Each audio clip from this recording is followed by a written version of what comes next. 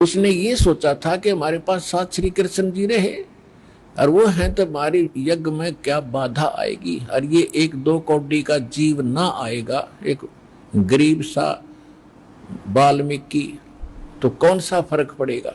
गुस्सा होकर कहने लगा कि महात्मा जी अपनी जुबान यही बंद कर लीजिए, आज मुझे अपने भाइयों का और श्री कृष्ण का डर ना होता तेरे मुंह न तोड़ देता मैं, और खबरदार जहाज के बाद ऐसी बकवास कर दी, तेने आना हो तो आना न मत आना। अब ठीक है, सुदर्शन जी तो 4 महीने थे आप पैनाट जाए। अब सब इकट्ठे हो गए और शंख रख दिया, सबने भोजन खा लिया, शंख नहीं बजा। शंख नहीं बजा तो श्री कृष्ण जी की ओर युधिष्ठिर देखने लगा, भगवान हमारा बनी नहीं बात।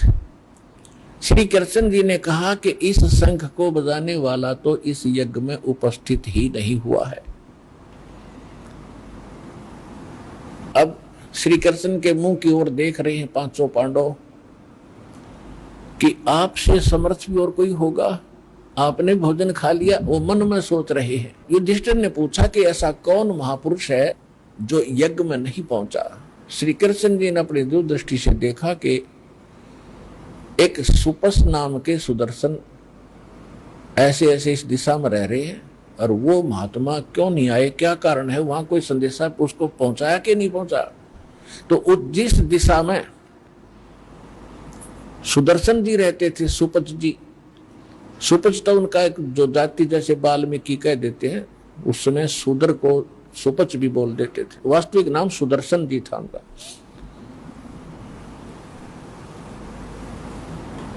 तो पता था उनको कि साइड में भीम गए थे। भीम से पूछा कि भाई साहब आपने इस महापुरुष से बात करी, उनको निमंत्रण दिया कि नहीं दिया। तो भीम ने बताया कि मैं गया था और सुदर्शन जी से मिला था, मैंने उससे कहा तो वो गलत बोला, वो तो कुबोल आदमी है।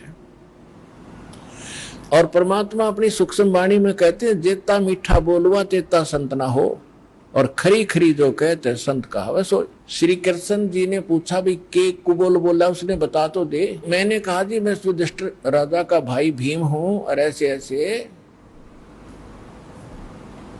हमने एक यज्ञ किया है, आप भी आमंत्रित हैं। उन्होंने जवाब दिया कि जो यज्ञ तुम कर रहे हो ऐसी ऐसी 100 यज्ञ का पुण्य मुझे दे दो, तब मैं चलूं।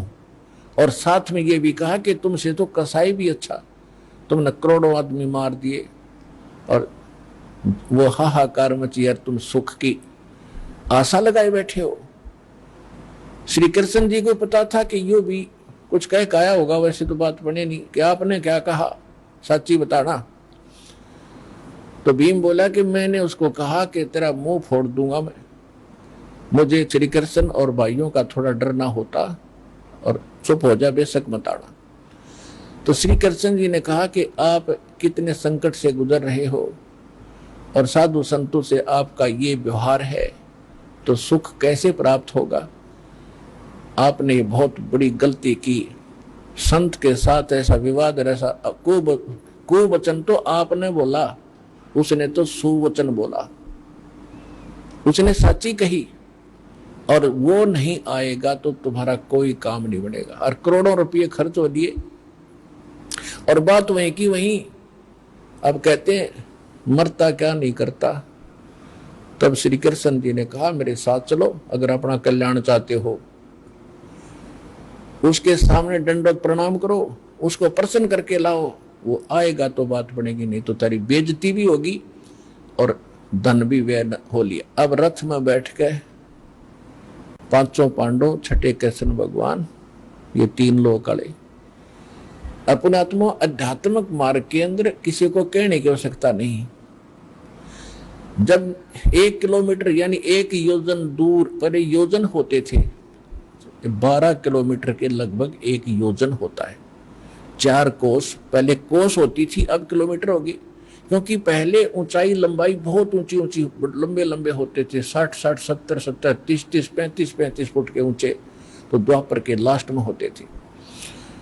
तो वो कदम रखा करते, 1 किले 200 फुट तक 2 मिनट कदम में पूरा कर देते थे। इसलिए योजन नाम से उनके वो पंथ नापे जाते थे रास्ते। फिर कोस हो गए, बाद में कोस, और अब किलोमीटर होगी। छोटे छोटे आदमी हो गए, किलोमीटर बड़ी हो जाए हमारे लिए तो 15 मिनट लग जाए किलोमीटर पहुंचने में। तो कहने का भाव ये है कि उस समय एक योजन यानी 12 किलोमीटर दूर रथ से उतर लिए, रथ पीछे पीछे आ रहा है और वो पांचों नंगे पैरों जूते धर दिए रथ में और पैदल आ रहे हैं।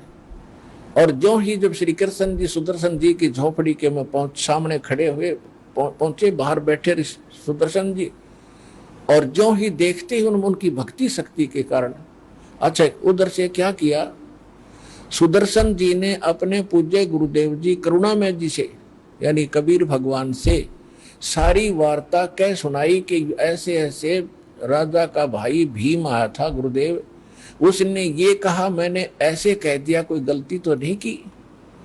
परमेश्वर ने कहा तने बहुत अच्छा किया बेटा, और एक और सुन ले, वो उनकी यज्ञ पूर्ण ना हो वो तेरे पास फिर आओगे, ये तो काम बने तेरे से का, वो फिर आओगे तेरे पास नाक रगड़ने के लिए। अब सुदर्शन जी ने सोचा भैया फिर आएंगे, और गुरु जी ने बता दिया था कि उनका इतना पाप सिर पर धर लेगा जो वहां रोटी उनका अन्न खा लेगा। तो सुदर्शन जी ने सोचा तू खिसक जाए यहां से और 10-15 दिन किधर हो जा भगोड़ा। सुदर्शन जी तो झोपड़ी छोड़कर निकल गए सैर सपट्टे को, 10-15 दिन का टूर प्रोग्राम बना के। अब अपने भगत की इज्जत रखने के लिए, भगवान भक्ति को जीवित रखने के लिए स्वयं सुदर्शन रूप बनाकर वहां बैठ के झोपड़ी में बाहर अध्यात्म मार्ग के अंदर किसी को कहने की आवश्यकता नहीं किस में शक्ति है और किस में नहीं है। जब त्रिलोक की भगवान श्री कृष्ण वहां पहुंचे और सामने वो समर्थ शक्ति बैठी, अपने आप शीश झुक गया उसका, ये किसी के बस की बात नहीं, और दंडवत प्रणाम किया। जब श्री कृष्ण दंडवत प्रणाम कर रहे हैं एक वाल्मीकि और सुदर्शन को, तो साथ में पांचों पांडवों ने भी करना था, क्योंकि उनकी नानी याद आ रही थी उनको। सभी ने दंडवत प्रणाम किया। जो परमेश्वर ने कहा सुपच रूप में, सुदर्शन रूप में, कहा कि हे त्रिलोकीनाथ और हे राजा युधिष्ठिर, मुझे क्यों लज्जित कर रहे हो, मुझे क्यों शर्मिंदा कर रहे हो, मुझसे कोई गलती हो तो बताओ मालिक। श्री कृष्ण जी कहने लगे भगवान आप तो अंतर्यामी हैं, ये युधिष्ठिर राजा है, आपने पहचान ही लिया है, ये भीम है जो आपसे आया था, इसने जो गलती की अक्षमा याचना करने आया है। भीम तू माफी मांग। भीम ने माफी मांगी, अक्षमा याचना की, महाराज मेरे से गलती होगी और राज नशे में, ताकत के नशे में मैं गलत बोल गया, आपसे अक्षमा करो। साधु तो इतने हुआ कर अच्छा भाई माफ कर दिया, परंतु मेरी एक शर्त है, वह शर्त पूरी करियो।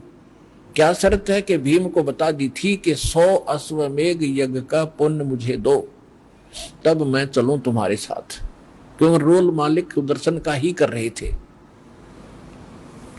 और जब वो भीम पहली बार गया था, सुदर्शन जी से वार्ता हुई थी, सुदर्शन जी ने कहा था कि तुमने जब तो कूद कूद कर दुनिया मार दी, पहलवानी दिखा दिखा के, अरे भोगो अपनाए। तो उस समय इस भीम ने गुस्से में ये कहा था कि युद्ध जीतना कोई खाला जी का घर नहीं है, एक ताकत थी तो जीत लिया, एक के मारो था 10 मरे थे। तो ऐसी बकवाद इसने गढ़ी थी, अपनी ताकत का इजहार किया था। और उस दर से एक तालाब था साथ में, बहुत बड़ा तालाब था, और वो तालाब था किसका? परमात्मा ने बताया कि ये जो कुंभकर्ण जो था, कुंभकर्ण रावण का भाई, उसके सिर का खप्पर था वो ओनली, कटोरा ऊपर का, और जिसमें भीम स्नान करके आया था, गोते मारा था, उसके पैर भी ना टक्के थे। और भीम भी उस टाइम 30, 35, 40 फुट का ऊंचा था। तो जो त्रेता युग में कुंभकर्ण था उसका ये इतना हिस्सा, ये ऊपर का कटोरा सा, और ये पड़ा था और उसमें पानी भरा था, वो तालाब के रूप में उसमें पड़ा था। भीम नहा रहा था, उसके पैर भी न टक्के थे।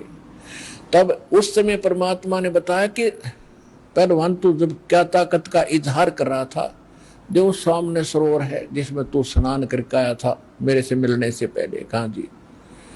वो कुंभकर्ण की खोपड़ी थी, और जिसमें तेरे पैर भी ना टिके, तेरे से तो बड़े बड़े ताकतवर हो गए मूर्ख, तो अपने इसी में ताकत मान ली। हम अंदाजा लगाइयो, तो जिसकी खोपड़ी है इतनी बड़ी होगी 30-35 फुट का, ये ऊपर ऊपर का, तो उसका टोटल हाइट कितनी होगी उस आदमी की, कुंभकर्ण की।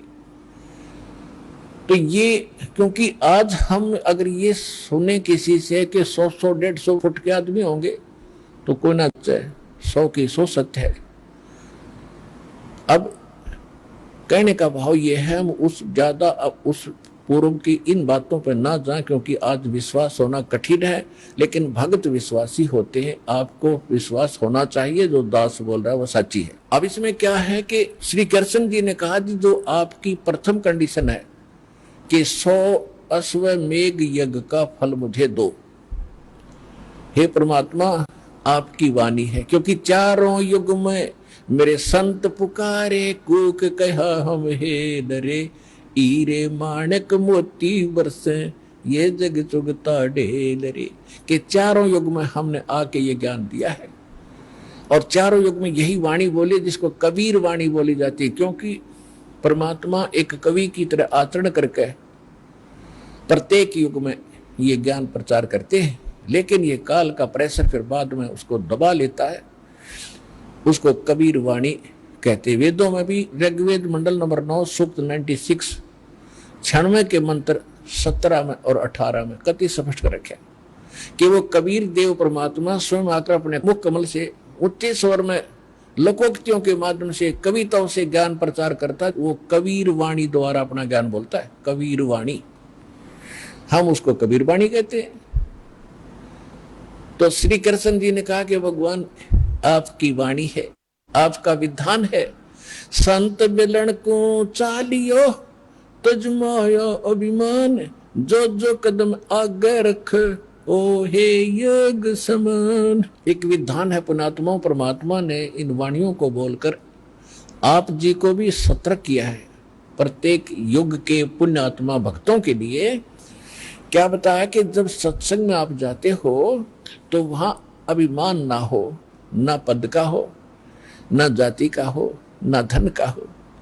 क्योंकि इतना तो आपको ज्ञान हो ही जाता सत्संग माने से कि काया तेरी है नहीं तो माया कहां से हो, चरण कमल में ध्यान रखो इन दोनों को खो। कितना बड़ा अधिकारी है, ते राजा है पृथ्वी का, 1 सेकंड में मृत्यु हो जाती है और संपत्ति भी गई, शरीर भी गया, जिसका अभिमान था वो पद भी गया, अरब क्या बनेगा।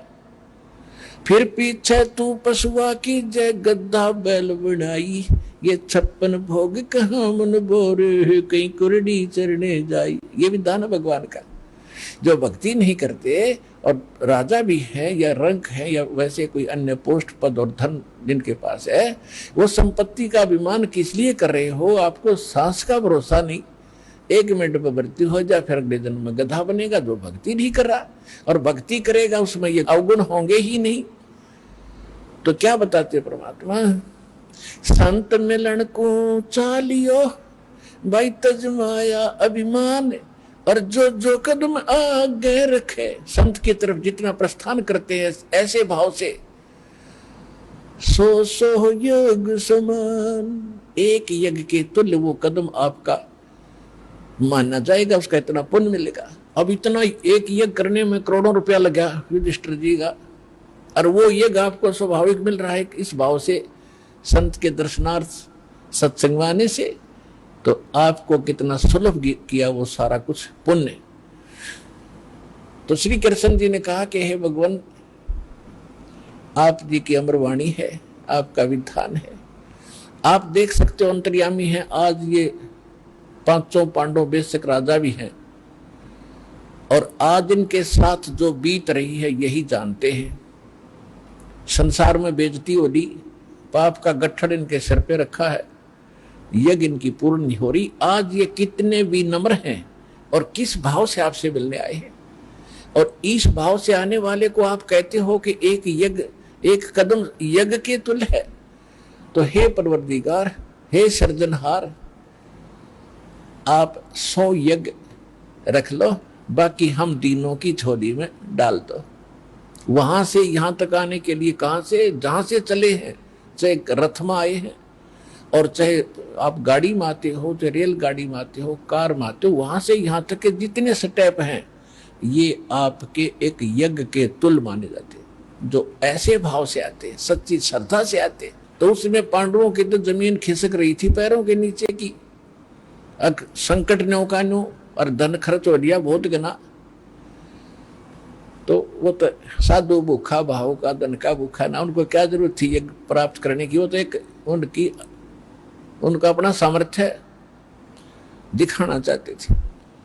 तो परमात्मा बोले भाई चलो चलते हैं। और भीम से कहा कि भीमदेव, हे भीमसेन अखान जी, ये मेरी सुमरणी रखी है भाई, खुट्टी का टंगरी है सुमरणी, यानी माला जो जाप करते थे सुदर्शन जी, वो वहां खुट्टी पर टंगी हुई थी हंगर पे, कि उस माला को दिए उठा के सुमरणी लाइब्रेरी में चलूं भाई। फिर अब भीम जब उस माला को उतारने लगा, वह माला टस से मसली हुई और ने पूरा जोर लगा रहा कि इज्जत का नाश हो गया। परमात्मा बोले रहा पहलवान जब न्यू कह था सूरवीर कि एक का मारो था 10 मरे थे, ताकत ने युद्ध जीता। अब ये एक बाला ना उतरती तेरे तो ताकतवर शर्मिंदा होकर छोड़ कर बैठ गया। और परमेश्वर ने ऐसे हाथ किया था, माला अपने आप उठ कर आएगी, आंगली में गल गई।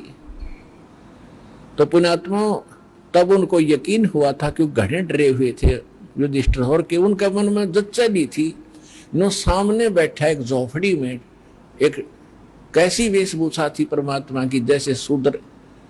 आप आज से पहले तो और ज्यादा थी, वर्तमान में ऐसा नहीं रहा। तो कैसे एक फटे पुराने से कपड़े मैले से एक लंगोटी धोती बांध रखी घुटनों तक टेढ़ी बेडी सी, और बैठा ऐसे थोड़ी थोड़ी दाढ़ी सी बड़ी हुई। तो ऐसे व्यक्ति को देखकर उनका विश्वास नहीं हो रहा था पांडवों का कि ये महापुरुष होगा। और जब तक थोड़ा बहुत विश्वास ना हो, थोड़ी बहुत आस्था नहीं बने, तो वह कच्चापन रहता है। तो वो दृढ़ता लाई, जब वह माला अपने आप उठ कर आई तो उनको कुछ विश्वास हुआ कि संत है भाई काटे का। हम तो इस बात ने ज्यादा पसंद करते हैं, छोटी मोटी छू मंत्र देख लें तो ज्यादा जल्दी असर हो जाता है। लेकिन परमात्मा को रथ में बैठा के और फिर कहां पहुंचे, फिर पहुंचे यज्ञ में। और यज्ञ मंडप में 33 करोड़ देवता, 88,000 ऋषि, 12 करोड़ ब्राह्मण और उनके रिश्तेदार यादव 56 करोड़ बैठे, सारे आसन न्यारे न्यारे दे रखे। और जो ही उस मंडप में परमात्मा पहुंचे, छोटी सी लंगोटी धोती बांध रहे और शूद्र टाइप से जैसे एक ग्रामीण से होते हैं, और वह बैठे सारे कति प्रभु पाके, सबके आसन न्यारे न्यारे देवताओं के ऋषियों के, और पूजा करो सब मत्था टेके वो तांडी पाक रहे थे। और जब वो क्या कह रहे थे, आपस में डिस्कशन कर रहे थे कि शंख क्यों नहीं बजा, तो ऋषि लोग, देवता लोग, ब्राह्मण कह रहे थे इनके पाप पे बहुत गड़े हैं, ऐसे कैसे बजेगा शंख, इनको तो भोगने ही पड़ेंगे। और जो परमात्मा प्रवेश किए सुदर्शन रूप में, सब अपने मुख पर कपड़े रख रख कर हंस रहे हैं कि ये लायक खोज कर ये बजाएगा इनका शंख। तो इतने पाप इकट्ठे कर लिए इन्होंने। तो वो तो ऐसी धारणा की हुई थी। उधर से द्रौपदी को जाकर के श्री कृष्ण जी ने कहा कि हे द्रौपदी बहन, अब ये आ गया, इस महापुरुष के भोजन करने से तुम्हारा काम बनेगा, तुम्हारी यज्ञ पूर्ण होगी। और बढ़िया भोजन बना बहन, बढ़िया भोजन तैयार करो महापुरुष के लिए, स्वच्छ नहा धो के।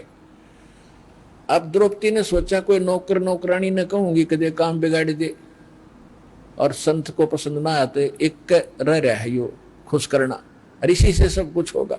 अपने हाथों उस रानी ने, द्रौपदी तो रानी थी उस समय, अपने हाथों से भोजन बनाया कई प्रकार का, अलग अलग से कई सब्जी बनाई, दाल बनाई, कि तक हैं, कचौड़ी की तो पकौड़ी, दही बड़े, रोटी, हलवा, खीर, पूरी सारे बना के नरे नरे आइटम और थाली में रख दिए, सुदर्शन जी के सामने रख दिए। अब सुदर्शन जी क्या करते थे, वो केवल 5 ग्रास खाते थे। यानी उसने एक अपना फार्मूला बना रखा था भी ना ज्यादा खाना है और ना कम खाना है। भक्ति ऐसे ही होती है जैसे श्रीमद् भगवद गीता अध्याय नंबर 6 के श्लोक नंबर 16 में स्पष्ट है कि हे अर्जुन, ना तो ये योग माने भक्ति साधना, न तो ज्यादा खाने वाले की और ना बिल्कुल ना खाने वाली यानी व्रत रखने वाले की, और न ज्यादा सोने वाले की, और ना लोग दिखावा ज्यादा जागने वाले की, ये कभी सफल नहीं होती। और सूक्ष्म वेद में कहा कि प्रथम अंजल संयम राखे और योग युगत सब सतगुरु भाखे। पहले खाने में संयम बरते, इतना भी ना खा ले दड़ी पक्का, फिर टूटे गड़ाई नींद आवे, फिर कैसे भक्ति करेगा। और ऐसी बिल्कुल भी ना खा कमर टेढ़ी हो जा, बिना खाए आंत मुस जाए, ये कैसे भक्ति बनेगी। और ना ज्यादा जागने से भी भक्ति नहीं बनेगी, ना ज्यादा सोने से बनेगी। यानी सिंपल वे से कहते हैं प्रथम अंजल संयम राखे और योग युगत सब सतगुरु भाखे। ऐसी ज्ञान सतगुरु देगा कि ना तो व्रत रखना और ना ज्यादा लोग दिखावा जागरण की हो सकता, नींद आवा जब सो जा, और घना सोना भी नहीं है, ऐसे भक्ति हो। तो क्या किया था जो सुदर्शन जी, अपना 5 यानी जो भी खाते थे दलिया खिचड़ी बनाया करते थे, और कौन सा साग सूग की सब्जी बनाते थे, घास फूस तोड़ के और उसमें रोटी डाल के ऐसे बना के 5 बार खाते थे, बस 5 ग्रास, फिर नहीं खाते थे। तो ऐसे ही मालिक ने रोल तो वही करना था। यू परमात्मा है, यू कच्ची नहीं छोड़ता किसी भी भूमिका को।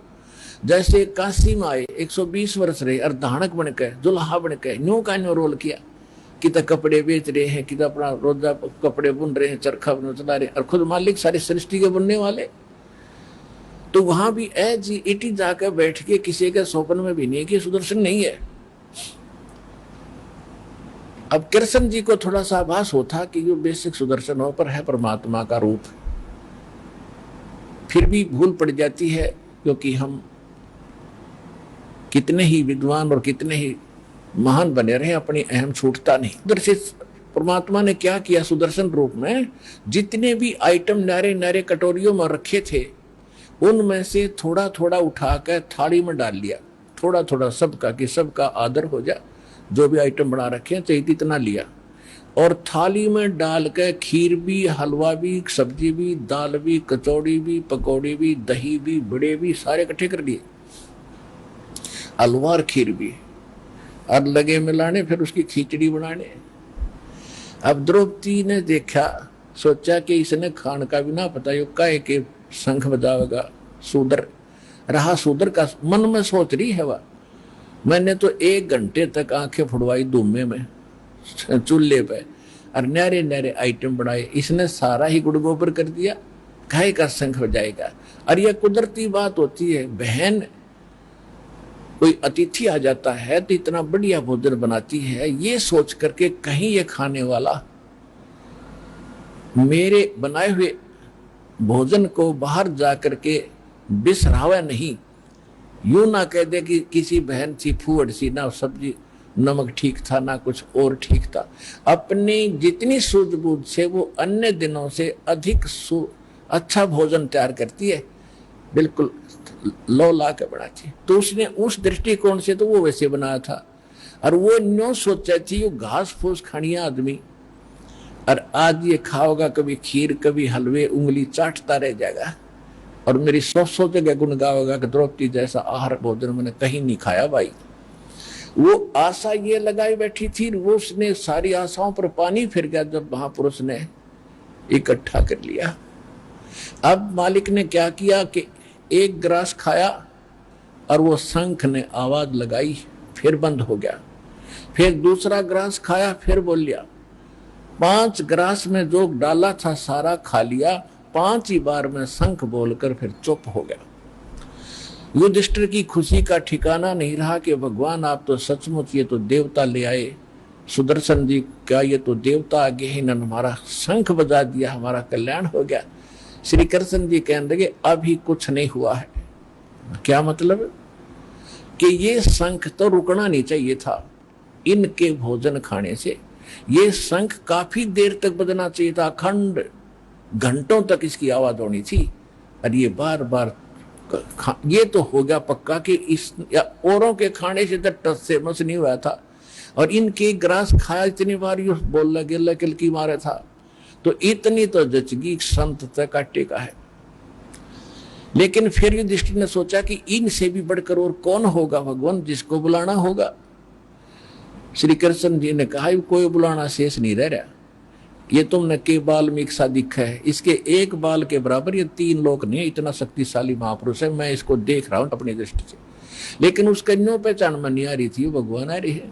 शक्तिशाली जरूर दिखे थे श्री कृष्ण जी ने कि तुमने के बाल्मीक यानी बाल्मीक सा एक शूद्र दिखाई दे है, इसके एक बाल के समान भी 3 लोक नहीं है, और यही इससे अतिरिक्त कोई साधु इस पृथ्वी पर है भी नहीं। मेरी अपनी जो दृष्टि जहां तक काम करिए श्री कृष्ण जी बता रहे। लेकिन अपने घर में कोई गड़बड़ है, किसी सदस्य ने कोई गलत सोच रखा है, उससे पूछते। श्री कृष्ण जी ने पता था द्रौपदी कर से क्या गड़बड़ है, क्योंकि इसने भोजन बनाया। आम आदमी ऐसे खाते देख है यज्ञ में तो महसूस तो करते ही है। द्रौपदी से पूछा कि बहन साची बता दिए,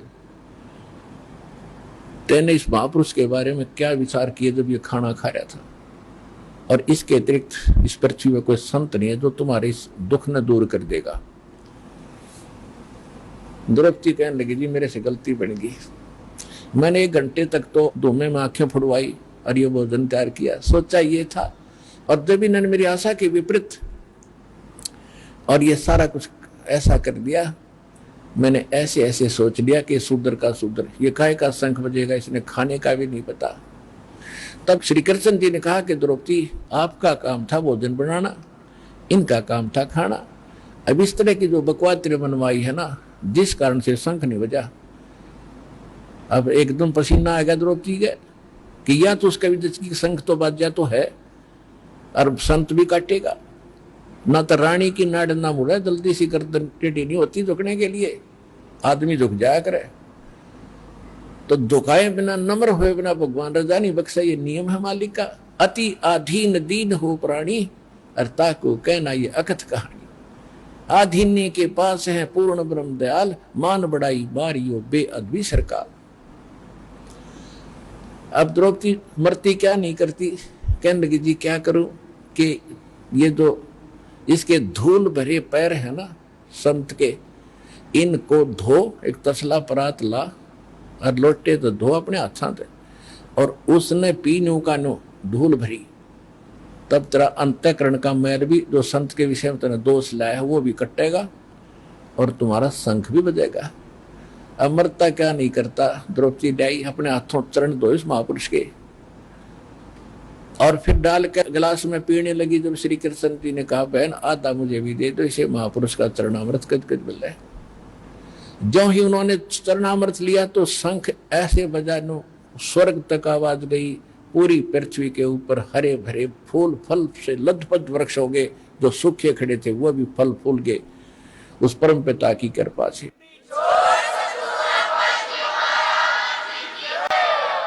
अब थोड़ा सा वो अमृतवाणी जो गरीबदास साहिब जी ने भगवान की महिमा की बोली है, जैसे तुलसीदास जी ने श्री रामचंद्र जी के विषय में लाखों वर्ष पहले की घटना घटी हुई अपनी वाणी में चौपाइयों में चित्रार्थ की, सत्य एज इट इज बिल्कुल सही। ऐसे ही गरीबदास साहिब को परमात्मा मिले थे और उनकी दिव्य दृष्टि खोल दी थी। तो गरीबदास जी की जो दिव्य दृष्टि थी वो तुलसीदास जी की दिव्य दृष्टि से कई गुना रेंज की थी, कई 1000 गुना ज्यादा थी ताकतवर। श्री जो तुलसीदास जी थे वो श्री रामचंद्र जी तक ही सीमित थे और उसी की कथा को वो बता सके। और गरीबदास जी को जो प्राप्त दृष्टि हुई और आंखों देखा भगवान को वहां सतलोक में, फिर सारी व्यवस्था देखी, उसके बाद जो उन्होंने जो चित्रार्थ की है वो वाणी आपको परमात्मा की सुनाते हैं। 5 पांडव संग हैं और 6 कृष्ण मुरारे। 5 पांडव साथ थे और छठे आपके कृष्ण मुरारी। पांचों पांडव संग हैं और छठे कृष्ण मुरारे। चलियो हमरी यज्ञ में हे समर्थ सिरजनहारे। गरीबदास जी कह रहे हैं, श्री कृष्ण जी ये बोल रहे हैं कि हे समर्थ, ये सारी सृष्टि के रचनहार, एक बार हमारी यज्ञ में चलने का कष्ट करें। पांचों पांडव संग हैं और छठे कृष्ण मुरारे। चलियो हमरी यज्ञ में हे समर्थ सिरजनहारे। पांडव यज्ञ अश्वमेघ में सतगुरु किया प्याने। पांचों पांडव संग चले और साथ छठे भगवान। जब पांडव यज्ञ की तरफ चले, परमात्मा कहते हैं पांडव यज्ञ अश्वमेघ में सतगुरु किया पियान। पियान मन प्रस्थान किया और पांचों पांडव संग चले और छठे भगवान, जिनको तुम भगवान मान रहे थे वो पीछे पीछे चल रहे थे उनके। पांडव यज्ञ अश्वमेघ में वाल्मीक की दे। शंख पचायन बजा दिया, वहां रखा नहीं संदेह। वहां वाल्मीक एक, क्योंकि वाल्मीक रूप के उस वर्ण में प्रकट थे परमात्मा, और वाल्मीकि को तो बहुत छोटी जातियों में माना जाता रहा है। कहते उस समय, और इसे महापुरुष, और कहते वो संदेह भी समाप्त किया कि जाति और मजहब और धर्म का इसमें कोई लेन देन नहीं है। भक्ति मार्ग, भक्ति जो करेगा सत्य और उसकी होगी गत। सुपच रूप धर आईया, क्लियर कर दिया। सुपच रूप धर आईया वो सतगुरु पुरुष कबीरे। तीन लोक की मेदनी वासुर नर मुनि जन भीड़े। तीन लोक की सारी सेना इकट्ठी हो रही थी।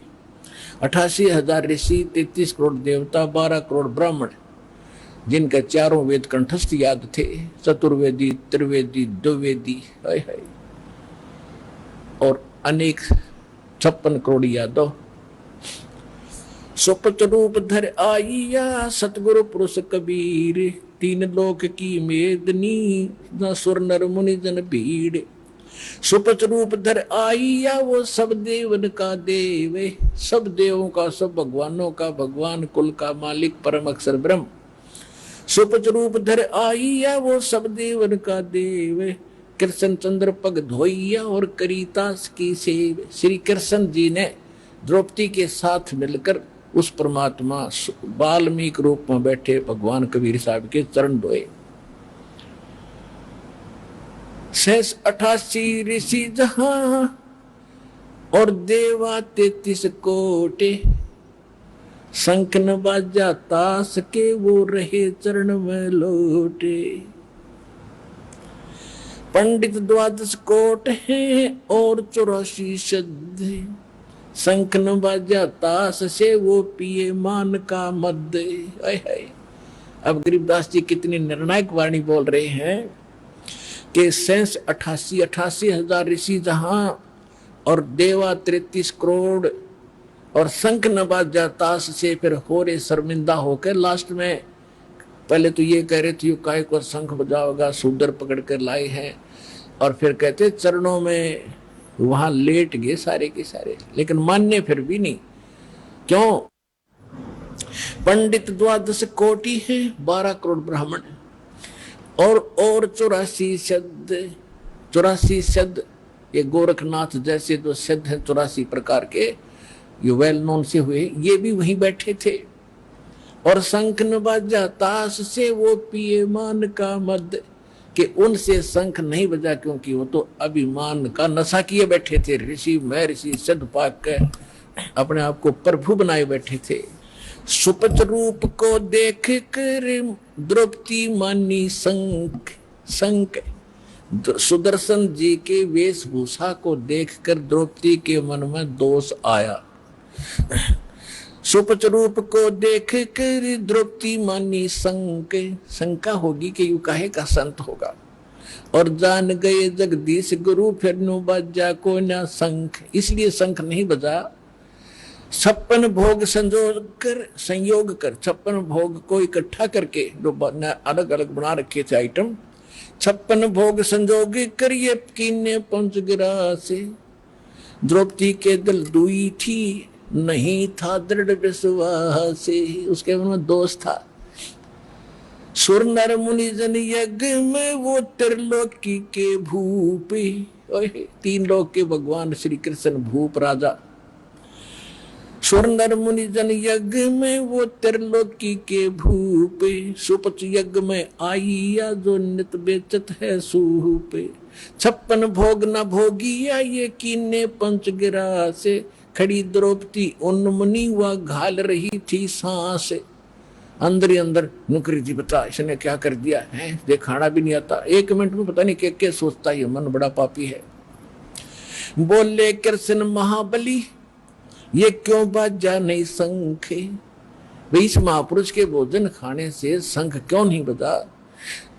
बोले कृष्ण महाबली ये क्यों बाजा नहीं शंख, जान राय जगदीश गुरु ये काटत मन की बंके। अब गरीबदास जी क्या बता रहे हैं कि 5 बार तो बज गया, आगे बजा नहीं, तो श्री कृष्ण जी सोच रहे हैं कि ये शंख क्यों नहीं बज रहा, इस महापुरुष के अखंड क्यों नहीं बजा। और फिर मन में अपने आप बता रहे हैं कि ये द्रौपदी का बल निकाल रहे हैं, बल इसमें जो बकवाद है उसको सीधा कर रहे। जैसे कोई शरीय में लोहे में बल हो जा, बंक हो जा, तो उसका थोड़े मार मार का सीधा करा करे। तो परमात्मा कह रहे हैं इसके बल निकाल रहे हैं कि सिद्धि हो जा और संत का आदर करना सीखे। बोले कृष्ण महाबली भाई क्यों बाजा नहीं शंखे, जान राय जगदीश गुरु, कि ये सारी सृष्टि के मालिक, ये जगत के गुरु कबीर भगवान बैठे सामने परमात्मा, ये काटत है मन बंके। द्रौपदी के मन का बल यानी बंक, टेढ़ापन ठीक करें, इसको सीधा करें। द्रौपदी, श्री कृष्ण जी कहते हैं द्रौपदी दिल को साफ कर और चरण कमल लोलाए, वाल्मीकि के बाल सम ये 3 लोक नहीं पाए। चरण कमल को धोए कर ले द्रौपदी प्रसाद, अंतर सीना साफ हुए तेरे जल सकल अपराध। इसके चरण धो के पी, तेरे पाप कटे, जो संत के प्रति तेरे दोष आ गया। चरण कमल को धोए कर ले द्रौपदी प्रसाद, अंतर सीना साफ हुए तेरे सकल जड़ अपराध। बाजा शंख सुभान गति और कण कण भई आवाज, स्वर्ग लोक बानी सुनी और 3 लोक में गाज। जब द्रौपदी ने जल पी लिया चरणामृत, और कहते हैं इतनी गजब की आवाज हुई शंख की, मीठी मीठी मीठी मीठी, पूरे स्वर्ग तक आवाज गई। और पूरी पृथ्वी पर जितने भी वृक्ष थे सूखे भी हरे हो गए, फल फूलों से, पौधे फूलों वाले फूलों से लदपद, और फलों वाले वृक्ष फलों से लदपद हो गए।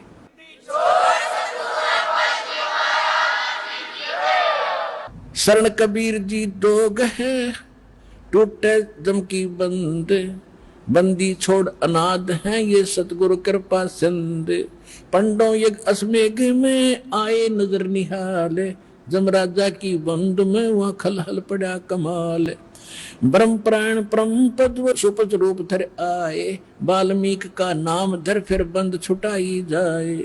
ये बरदबाने साजही जुगन जुगन जगदीश, 33 करोड़ छुटाइया जद मारे तोड़े भुज 20।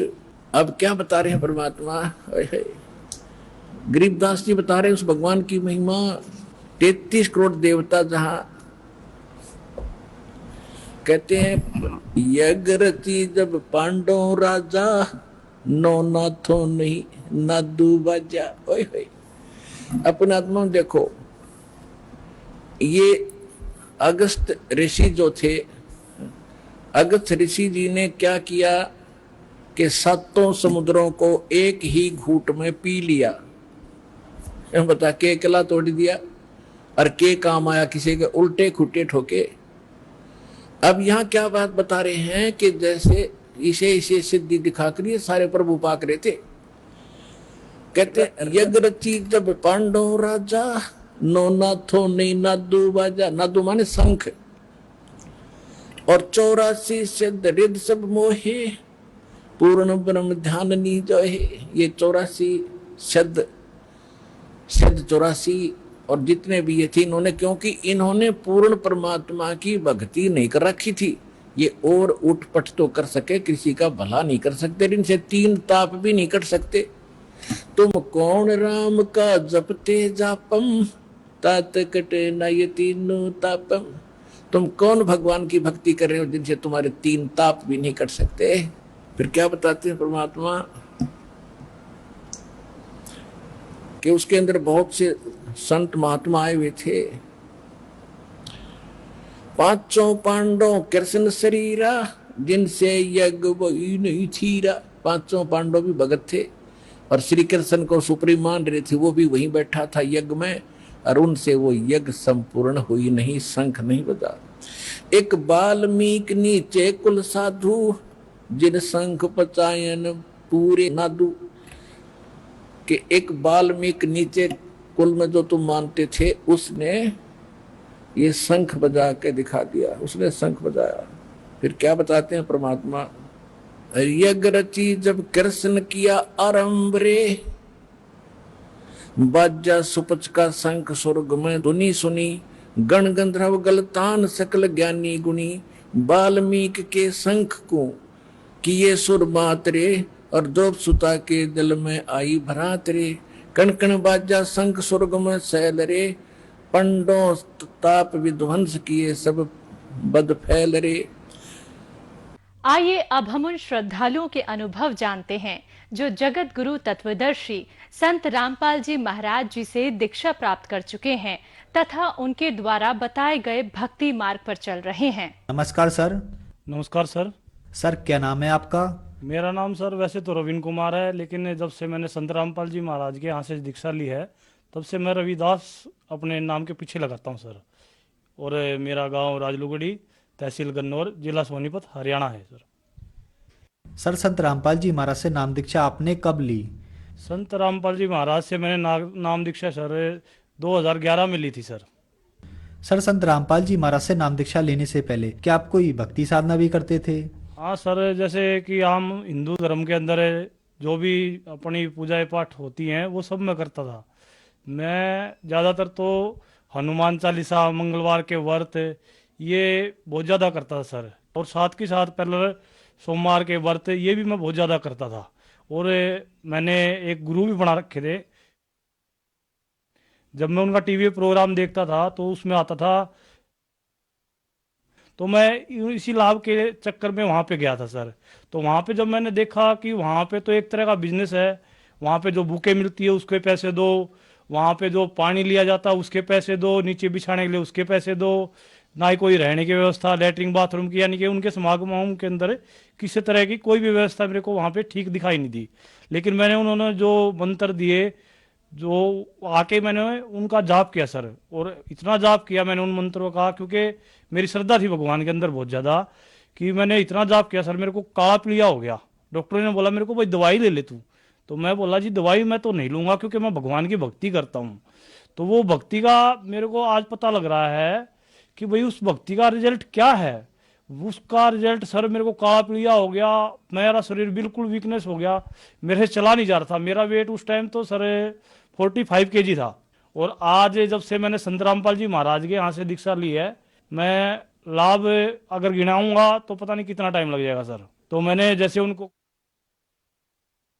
दीक्षा ली थी सर, तो वो साधना चालू करने के बाद मैं एक दिन ट्रेन से जा रहा था। ट्रेन से जाते जाते मेरे को एक ज्ञान गंगा बुक दिखाई दी। वो जैसे ही ज्ञान गंगा बुक मैंने देखी तो मैं ज्ञान की तलाश में था सर। ज्ञान गंगा पढ़ते ही सर मेरी अंदर एकदम ठेस लगी, भाई ज्ञान गंगा। तो नाम सुनते ही सर मेरे रोम रोम खड़े हो गए। मैंने कहा उससे, भाई ये बुक चाहिए मेरे को। वो कह रहा भाई 10 रुपए की है। मैंने कहा भाई 10 रुपए ले ले, लेकिन बुक दे दे। तो उसने सर जैसे ही मेरे को बुक वो दी, तो सर आप यकीन नहीं मानोगे, उस बुक को लेते ही सर मैंने उसको स्टडी करना शुरू कर दिया। और मैंने उसको इतना स्टडी बारीकी से स्टडी किया सर, मैंने उसको लगातार 2 दिन पढ़ा सर, कंटिन्यू पढ़ता रहा। बीड़ी में पीता था, बीड़ी पीता रहा, उसको पढ़ता रहा। मैं एक ब्राह्मण घर से हूँ, मेरे घर पे गीता वगैरह रखी थी, उसके अंदर गीता के प्रमाण दिखाए हुए थे। तो सर मैंने वो जैसे धीरे धीरे पढ़ी, तो सर मैंने फिर गीता से मिलान करा। तो मैंने एक की जगह 3-4 और पड़ोस में थी, मेरे चाचा के यहाँ थी, एक यार दोस्त के यहाँ थी, एक मेरी सिस्टर थी गर्ल कॉलेज के अंदर, वहाँ से मंगाई। वो मैंने सब मैच करके देखी। तो सर मेरे को रात को बेचैनी हो गई कि भाई ये तो जो ज्ञान बताया गया है और जो मैं कर रहा हूँ साधना, मैं इस वजह से बीमार था। और ये सतभक्ति ये है क्योंकि व्रत के लिए 6 अध्याय के 16वें श्लोक में मना किया गया है।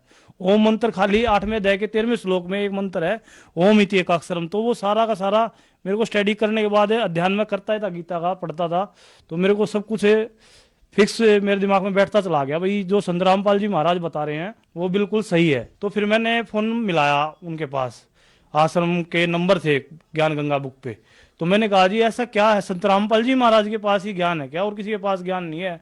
मैंने एक भद्दर भाषा से फोन पे बातें करी कि भाई मैं बता नहीं सकता यहाँ पे टीवी के माध्यम से कि भाई मैंने क्या क्या बोल दिया था फोन के अंदर। तो उन्होंने कहा नहीं आप विश्वास करो जो हम बता रहे हैं यही सतभक्ति है।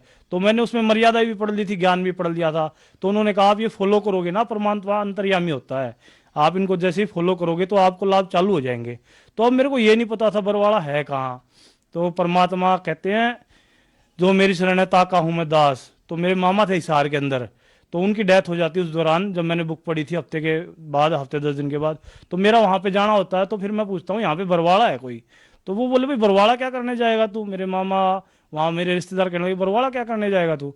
तो मैंने कहा जी वहाँ पे कोई संत रामपाल जी महाराज बताए हैं और उनका ज्ञान पढ़ा मैंने, बहुत ही अच्छा ज्ञान लगा मेरे को। तो उन्होंने कहा भाई गुरुजियों के बारे में अनाप शनाप बोला। मैं बोला जी आप कुछ भी बोलो, लेकिन उनका ज्ञान जो मैंने सुना है ना वो ज्ञान तो बिल्कुल ही एक अद्वितीय ज्ञान है, उसके बराबर तो ज्ञान है ही नहीं। तो मैं वहां से सुबह 4 बजे ही चल दिया, हालांकि हिसार से हासी ज्यादा दूर नहीं पड़ता और हासी से बस मिलती बरवाड़े की। तो मैं वहां 4 बजे ही सुबह उठते चल दिया। मैंने वहां चाय भी नहीं पी, किसी को बताया भी नहीं मैं कहाँ जा रहा हूँ। तो मैं जैसे ही वहां पर बरवाड़ा में पहुंचा, मैंने पूछता 4 बजे से मैंने कुछ नहीं खाया पिया था, खाली 1 कप चाय पी थी, वो भी रास्ते में। तो वहां पे बताया गया आश्रम के अंदर मेरे को भाई यहाँ पे ऐसे ऐसे सुविधा, आप खाना खा लो, नाम दीक्षा की सारी मर्यादाएं बताई गई मेरे को। तो संत रामपाल जी महाराज टीवी के द्वारा मेरे को नाम दीक्षा दी गई। सर संत रामपाल जी महाराज से नाम दीक्षा लेने के बाद क्या आपको कोई लाभ भी प्राप्त हुए?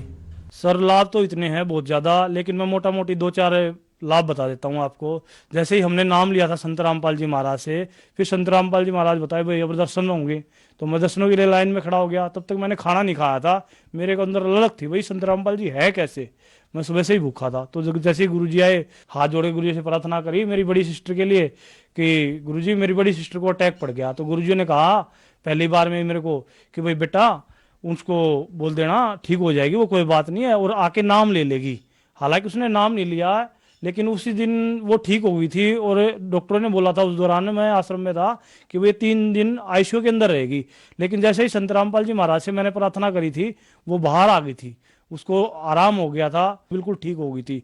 और फिर एक बार मैं जैसे ही दर्शनों के टाइम संत रामपाल जी महाराज के पास था, तो गुरुजी ने मेरे सर पे ऐसे आशीर्वाद दिया था, इतना भारी जैसे वजन था वो हल्का हो गया हो। उस दिन के बाद सर मैं ना तो कभी बीमार हुआ हूँ लगभग, और ना ही मेरे को किसी तरह का कोई व्यसन करता हूँ। सर लाभ तो इतने हैं बहुत ज्यादा, लेकिन मैं मोटा मोटी 2-4 लाभ बता देता हूँ आपको। तो मेरी 4 सिस्टर थी, फादर एक्सपायर हो गए थे, मैं 10 साल का था। तो उस दौरान हमने अपनी सिस्टरों की जो शादी करी तो बाहर से पैसे उठाए थे, और तब तक हमने नाम दीक्षा ली नहीं थी संत रामपाल जी महाराज से, लेकिन इच्छा थी भाई कोई गुरु होना चाहिए। तो जैसे संत रामपाल जी महाराज को मैंने गुरु बनाया, तो उसके बाद क्या हुआ, गुरु जी आते हैं एक सुबह सुबह के टाइम के सपने के अंदर मेरे अंदर, और कहते हैं कि बेटा तू चिंता ना कर, सब कुछ ठीक हो जाएगा। ऐसे ही मेरी मम्मी के पास आते हैं कि तू चिंता ना कर, मैं बैठा हुआ हूँ ना, सब कुछ तेरा ठीक हो जाएगा, तेरे को चिंता करने की जरूरत नहीं है। तो मैं सुबह उठा, मैंने कहा अपनी मम्मी से, मम्मी ऐसे ऐसे, माँ ऐसे ऐसे गुरुजी आए थे। मेरी माँ कहने लगी बेटा मेरे पास भी आए थे। तो मैंने कहा मम्मी ऐसे ऐसा बोला मेरे को। तो मेरी मम्मी ने कहा बेटा मेरे को भी ऐसा ही बोला है। फिर हम देख रहे थे भाई अब होगा क्या। तो हमारा एक प्लाट पड़ा हुआ था दिल्ली के अंदर 25 गज का, वो प्लाट उस टाइम कोई 60,000 रुपये में लेने वाला नहीं था, वहाँ की जमीन कहीं गवर्नमेंट के उसमें रिक्वायर हो रही थी। तो हम वहाँ उसको बेचने के लिए काफ़ी हमने प्रयास किए, लेकिन हमारा प्रयास सफल नहीं हो पाया। तो फिर उस दौरान वहाँ से फ़ोन आता है कि भाई आपको अपनी ज़मीन बेचनी है। हमने कहा हाँ बेचनी है। तो उन्होंने बोला भाई कितने की बेचनी है। मैंने कहा अभी 10 मिनट बाद आपको फ़ोन करता हूँ। तो मैंने अपनी मम्मी को बताया ऐसे ऐसे फ़ोन आया। तो मेरी मम्मी ने कहा बेटा 1,20,000 रुपये हमारे ऊपर कर्ज है, इतने का तो दूंगी। तो मैंने उसको कहा भाई 1,20,000 था, तो मैंने कहा उसको 1,40,000 दे देना जी। तो वो बोला नहीं भाई मैं 1,20,000 दूंगा। तो मैंने 1,20,000 में यस कर दी उसको। मैंने कहा मम्मी मैंने 1,20,000 में यस कर दी। मेरी मम्मी ने मैंने वहाँ कर दिया, बोला नहीं भाई मैं इसको नहीं बेचूंगी, और इसको बेच दूंगी ना फिर मेरे पास आगे कुछ नहीं है, तुम अभी छोटे छोटे हो। तो मना करने के बाद ना वो बंदा सोनीपति आया था दिल्ली से, यहाँ पे सब कुछ लेके पैसे लेके आता है, कहता है ये लो पैसे और चलो कोर्ट के अंदर वो एफिडेविट वगैरह तैयार करवाओ कागज पे। तो मेरी मम्मी मना कर देती है, कहती मैं तो 1,40 लूंगी, तो वो वापस चला जाता है। ऐसे करते करते वो ना प्लाट हमारा जो 60,000 में नहीं बिक रहा था वो 2 लाख का चला गया, और हमारा जो कर्ज था 1,20 वो तो फारिग हो ही गया, प्लस हमारे पास पैसे बच गए। फिर दूसरा सुख ये हुआ, मेरी मम्मी के पैरों से चप्पलें निकल जाती थी, उनकी रीढ़ की हड्डी से कोई नस वगैरह दब गई थी, और एक बार उनको हार्ट ब्लॉकेज की भी समस्या आ गई थी। 90% नस ब्लॉक मेरी मम्मी की थी, 2 प्रॉब्लम मेरी मम्मी को थी। तो परमात्मा की रजा से ऐसा हुआ कि डॉक्टर तो ऐसे कह रहे थे, अरे आप ऐसे कैसे खड़े हो माता जी, आपको ये हो रहा, आप ऐसी दिक्कत में हो, और ऐसी हो, फलान हो जाएगा, धकड़ हो जाएगा। मैंने प्रार्थना लगाई थी संत रामपाल जी महाराज से कि परमात्मा दया करो, ऐसे ऐसे मेरी मम्मी को प्रॉब्लम है।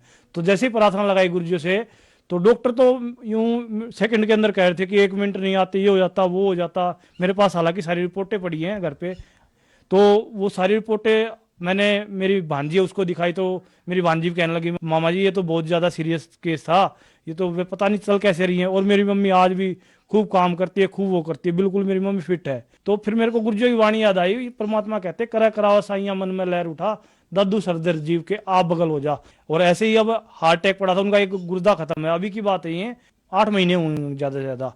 तो अभी प्रार्थना फिर लगाई थी गुरुजियों से मैंने कि गुरुजी ऐसे ऐसे मम्मी फिर बीमार हो गई है। तो फिर संत रामपाल जी महाराज जी का आदेश आया, ठीक हो जाएगी मेरी मम्मी, फिस्ट है, अब सारा काम पैरेलल सब ठीक कर रही है। तो एक और चमत्कार बता देता हूँ मैं आपको, वैसे बहुत ज़्यादा है, क्या क्या बताऊँ क्या क्या छोड़ूं, मुझे खुद ही समझ में नहीं आता। तो एक मेरे अकाउंट में 4 लाख रुपए थे, तो छोटा भाई बगैर नाम दीक्षा का है, तो वो कहने लगा भाई ये पैसे मेरे को चाहिए। तो जैसे गुरुजी बताते हैं ये माया ठगनी होती है और ये बहुत बुरी होती है। तो मेरे को परमात्मा ज्ञान था, मैंने कहा भाई ले ले तू पैसे ले ले, कोई दिक्कत नहीं है। तो मैंने उसको सारे पैसे अपने अकाउंट से निकलवा के 4 लाख उसको दे दिए। तो मेरी घरवाली बगैर नाम दीक्षित है, वो परमात्मा पे इतना विश्वास नहीं करती, ना भक्ति करती, वो उसकी रुचि नहीं है परमात्मा के अंदर। तो वो मेरे से झगड़ने लगी, तू पागल हो गया, गुरुजियों के चक्कर में आ गया, तू कैसे मकान बनाएगा, तेरा कैसे क्या होगा, तूने कैसे के पैसे दे दिए। मैंने कहा आज से 3 साल पहले की बात है। तो मैंने कहा आप विश्वास करो परमात्मा पे, परमात्मा देखते जाना क्या क्या करेगा। क्योंकि मेरे को लाभ हो गए थे, मैं बीमारी से मैं शरीर मेरा ठीक हो गया था, मेरा आज वजन भी 75 किलो के करीब है, सारे बेकार छूट गए। पहले मेरी हेल्थ कैसी थी, मेरे यार दोस्त मेरे को पहचानते भी नहीं है अब, और मेरे शरीर में दिन रात का मेरे को लाभ मिल रहे थे मालिक के दबादब। तो फिर मैंने उससे कहा विश्वास करो परमात्मा पे, आपका मकान भी बन जाएगा। तो फिर वो ऐसे ही झगड़ती रहती थी मेरे से। तो मेरे पास 30-35 हज़ार रुपये थे, और हमारी सिस्टर के लड़के की शादी थी। तो मेरी घरवाली कहने लगी मकान तो हमारा ऐसा ही है, रिश्तेदार आएंगे बोलेंगे कि भाई ये पता नहीं कैसे वैसे भक्ति की बातें करते रहते हैं, और मकान इनका इतना बेकार सा है, खंडर सा है, और इस मकान को देख के तो सब मजाक बनाएंगे कि भाई इनके पास कुछ भी नहीं है। तो मैंने सोचा भाई घरवाली के प्रेशर से, तो मैंने सोचा चल मकान नहीं तो कम से कम एक ऐसा तो बना लेता हूँ जिसके अंदर कोई बाहर वाला आएगा, गर्मी से बचा रहेगा, एक साइड सा डाल लेता हूँ। तो मेरा 31,000 रुपये का बजट था सर जी। तो मैंने वो 30,000 रुपये से जैसे मैंने पैमाइश करके गाटर सिल्ली वगैरह जो भी मटेरियल होता है कंस्ट्रक्शन का, वो मंगवाने के लिए मैंने ये शाम को प्लानिंग सारी मिस्त्री से करके भाई सुबह लेके आना है। तो गुरुजी आते हैं रात को, तो गुरुजी कहते हैं बेटा ये रहने दे, ये करने के लिए तो वो बना ले पीछे वाला मकान। मैंने कहा गुरुजी मेरे पास इतने पैसे हैं ही नहीं। गुरुजी बोले तू चिंता क्यों करता, मैं हूं ना। तो फिर मैंने अपनी मम्मी को तो मैंने कुछ बताया नहीं, मेरे को विश्वास था लेकिन परमात्मा में बहुत ज़्यादा। तो मैंने कहा कि मम्मी मैं तो मकान बनाऊंगा पीछे वाला। मम्मी बोली बना ले, मेरे पास तो इतने पैसे हैं 30,000 रुपये। मैं कहा 20-30 मेरे पास है, चल मैं चलाता हूँ काम। मकान तोड़ने के कोई 70,000 मांग रहा, कोई 60,000, क्योंकि 2-2 मंजिल बना हुआ था मेरा मकान। तो वो मकान परमात्मा की दया से मैं लेबर चौक पे गया तो 4 लेबर वाले आए भगत जी, पता नहीं परमात्मा ने कैसे उनके अंदर प्रेरणा कर रखी थी, उन्होंने मकान दबादब तोड़ दिया। और मेरे मकान को सारा मकान तोड़ के मेरा 4-5 दाड़ियों में मेरा सारा मकान तोड़ दिया। कहने मतलब जो 50,000-70,000 रुपये मकान तोड़ाई के मांग रहे थे, वो मेरा 7-5 ये लगा लो 400 रुपये दिहाड़ी थी। 4-5 दिन के अंदर 4 मजदूरों ने वो सारा मकान मेरा तोड़ दिया। और फिर मेरे पास एक रेत के लिए फ़ोन आया कि भाई रवि किसी को रेत चाहिए तो बता दे, मेरा यार दोस्त था वो लगा हुआ है, मेरा 2-3 रुपये फुट मेरे रेत आ गया सर। और ऐसे ही करके मेरा सारा मकान 14x14 के मेरे 3 कमरे हैं, 8x7 की रसोई है, पानी की फिटिंग है, सारे घर के अंदर प्लस्तर है, फर्श है सर। सारा का सारा मेरा जो खर्चा आया 2.25 लाख रुपये आया है। अगर कोई मिस्त्री जो होता हो वो सुनता होगा इस इंटरव्यू को कि भाई 14x14 के 3 कमरे और 8x7 की एक रसोई और 8x8 का एक स्टोर, छत पक्की, और सारे घर में पानी की फिटिंग, बिजली की फिटिंग, ये सब मेरा काम भगत जी 2.25 लाख रुपए में हो गया है। ये आज के टाइम में 2 लाख में एक कमरा बनता है। ये बताओ चमत्कार नहीं तो परमात्मा क्या है। सर, संत रामपाल जी महाराज से नाम दीक्षा लेने के बाद आपको लाभ ही लाभ मिले, तो जो श्रद्धालु आज आपको देख रहे हैं, आप उन्हें क्या कहना चाहेंगे? जो संत रामपाल जी महाराज से मैंने भक्ति ली है और जो मेरे को फायदे हुए हैं, तो भक्त समाज से मेरी प्रार्थना है कि देखो आप जो भक्ति कर रहे हो वर्तमान के अंदर, क्योंकि मैं ब्राह्मण समाज परिवार से हूँ, मैंने भक्ति करी है खूब, मंगलवार करे, हनुमान चालीसा करी है, कावड़ लेके आया हूँ, गुरु बनाए हैं, तो वो भक्ति मैंने करके देखी है, खूब करके देखी है। मैंने इतनी करके देखी है कि भाई मेरे को काला पीलिया हो गया था और मैं ये सोच के लगा हुआ था कि भाई मरूंगा तो मर जाऊं, कोई नहीं, भगवान की भक्ति कर रहा हूं, कोई गलत काम नहीं कर रहा। और सत्य भक्ति का रिजल्ट अब आपके सामने भी है। अब जैसे संत रामपाल जी महाराज से जो दीक्षा मिली है मेरे को, उससे मैं भी, मेरे परिवार के अंदर भी, और जो मेरे को चाहिए था आर्थिक, जो मेरे को लाभ चाहिए थे वो मेरे को सब मिल गए हैं। अब मैं बिल्कुल ठीक ठाक हूँ, ऐसी कोई बात नहीं है। सर, कुछ लोग कहते हैं कि संत रामपाल जी महाराज देवी देवताओं या ब्रह्मा विष्णु महेश जी की भक्ति छुड़वाते हैं, इन बातों के पीछे क्या सच्चाई है? ये संत रामपाल जी महाराज किसी भी देवी देवता की भक्ति छुड़वाने के लिए तो बोलना ही नहीं जाता बिल्कुल भी। इसमें तो परमात्मा की, प्रभु की परिभाषा बताई गई है कि भाई कौन भगवान है, किस लेवल का है। सो संत रामपाल जी प्रथम मंत्र देते ना, नाम दीक्षा देते हैं, उसके अंदर इन्हीं भगवानों के मंत्र हैं, ब्रह्मा के, विष्णु के, शिव जी के, दुर्गा के, पार्वती के, इन्हीं भगवानों के मंत्र हैं। और वो शास्त्र अनुकूल साधना बताई संत रामपाल जी महाराज ने। तो वो साधना जब भक्त चालू करता है संत रामपाल जी महाराज से लेके, तो उसके पाप नाश होने लग जाते हैं। तो वो साधना संत रामपाल जी महाराज प्रथम नाम मंत्र जो देते हैं, उन्हीं भगवानों के मंत्र होते हैं। जो दुनिया कहती है भाई संत रामपाल जी महाराज इनको छुड़वाते, वो छुड़वाते नहीं है। आपको सत साधना शास्त्र अनुकूल भक्ति बताते हैं, जिससे आपको लाभ मिलने चालू हो जाते हैं। सर, संत रामपाल जी महाराज से कैसे जुड़ सकते हैं? संत रामपाल जी महाराज से जुड़ने का तो वैसे परमात्मा ने बहुत दया कर रखी है। प्रचार सेवा चल रही है काफ़ी, वहाँ पे हम भी जाते हैं। जैसे ही हमें समय मिलता है अपनी जॉब से निकल के, पुस्तक सेवा, प्रचार सेवा होती है, सोशल मीडिया सेवा चल रही है, टीवी पे प्रोग्राम आता है, टीवी में प्रोग्राम आता है, उसके नीचे नंबर फ्लैश होते हैं सारे के सारे पीली पट्टी पे। और जो भी आपको किसी तरह की कोई शंका हो या ज्ञान जानना हो, तो सभी भाई बहनों से यही प्रार्थना है कि भाई जो आपके पास नंबर है फ्लैश होते हैं टीवी की स्क्रीन पे, आप उनको देख के SMS कर सकते हो। और जो भक्त आपको पुस्तक देने आएगा वो आपको थोड़ा और अच्छी तरीके से बता देगा, भाई देखो ऐसे ऐसे बात है और ऐसे लाभ होते हैं। हाँ, विषय समाज एक ये भी देखे कि भाई जैसे आज आप देख रहे हो कि गुरुओं की बाढ़ आई हुई है, अगर उनमें से एक भी गुरु ठीक होता है, वो भक्ति सत साधना होती, शास्त्र अनुकूल होती, तो समाज के अंदर एक परिवर्तन होना चाहिए, जो कि बिल्कुल भी नहीं हो रहा है। आप देख रहे हो समाज के अंदर क्या बुराइयां घर कर रही हैं।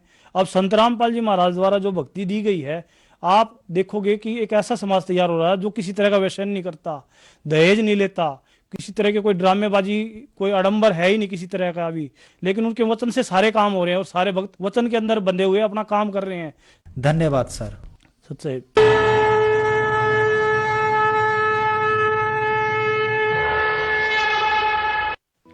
आप सुन रहे थे जगत गुरु तत्वदर्शी संत रामपाल जी महाराज के मंगल प्रवचन। अधिक जानकारी के लिए संपर्क करें 9729277503 9996904503। हमारी वेबसाइट है www.